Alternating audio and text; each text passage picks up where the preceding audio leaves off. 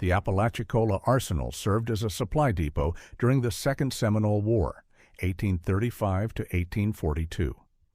Its workshops made cartridges, gun carriages, and repaired weapons during that conflict. Local residents used its 9-foot-high, 30-inch thick walls for protection on several occasions when bands of resisting Creek warriors carried out attacks in the area. Important gunpowder experiments were carried out at the facility during the 1850s by the U.S. Army. As Florida joined other southern states in considering seceding from the Union in early 1861, the Apalachicola Arsenal became a point of key importance for state officials in Tallahassee.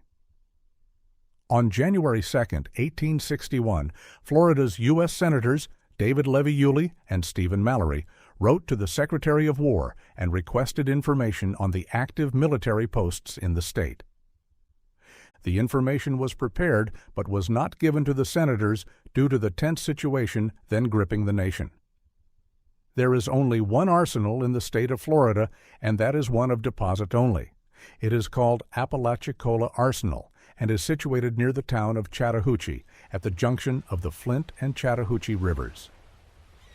The arms, ammunition, etc. now at that post are one 6-pounder iron gun and carriage with 326-shot and canisters for the same 57 flintlock muskets, 5,122 pounds of powder, 173,476 cartridges for small arms, and a small quantity of different kinds of accoutrements.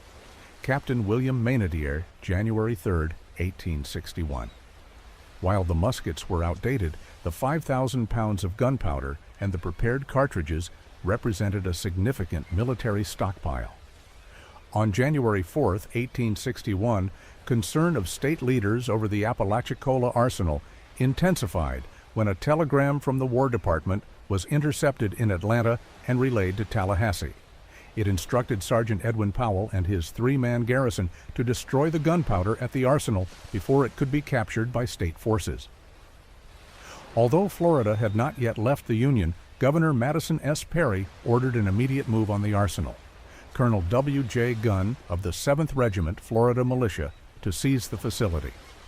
Gunn returned to Quincy on the night of January 5, 1861, and had drums sounded to call out the Quincy Young Guards, a local militia company. Organized and armed, the men set off in hacks, carriages, and C for Chattahoochee and the U.S. Arsenal.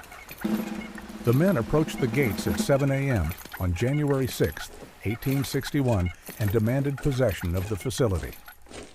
Sergeant Powell refused, but was unable to prevent Gunn's militia from marching into the compound.